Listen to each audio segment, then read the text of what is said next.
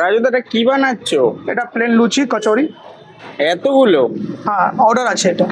Order আছে? হ্যাঁ, তো তাহলে দেখি এটা কি তুমি প্লাস্টিকে দাও নাকি মাটির ভাঁড়ে দাও দেখ। ঠিক আছে, আমি আপনার দেখিয়ে দিচ্ছি। ওটা তো একটা ছোট মাটির ভাঁড়, ওটায় ধরবে সব? না না, এটা বড় দেবো। ওটা বড়টা আছে? হ্যাঁ, বড়টা দেবো আমি।